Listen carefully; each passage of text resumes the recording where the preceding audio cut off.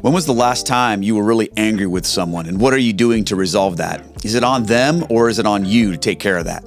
In today's gospel, Jesus tells us that giving in to anger towards another person is as deserving of judgment from God as murder.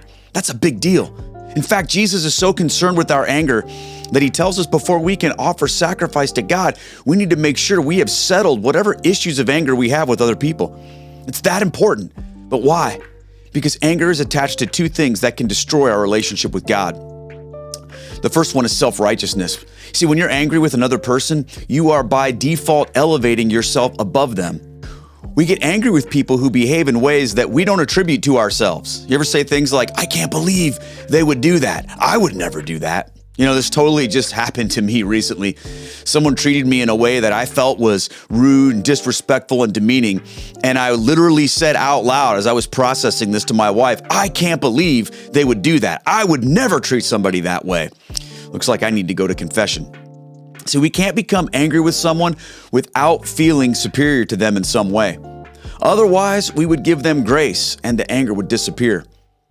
The second reason why anger is such a big deal to Jesus is because when we become angry with others, we are usurping God's role as the just judge.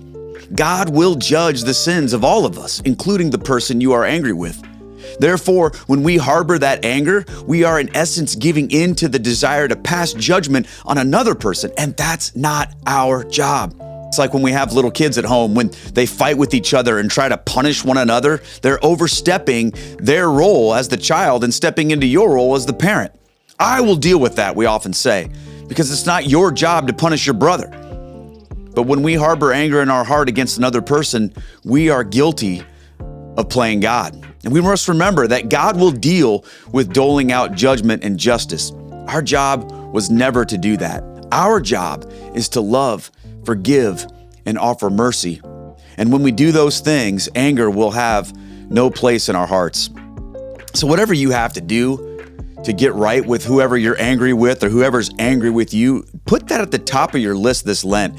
Find a way to resolve those things as best as you can. Now, I understand there are some times when it's not about you anymore, but then that becomes their issue, not yours. But do everything in your power to resolve those issues, because you have to remember, my friends, until you do, your worship of the living God is greatly impeded.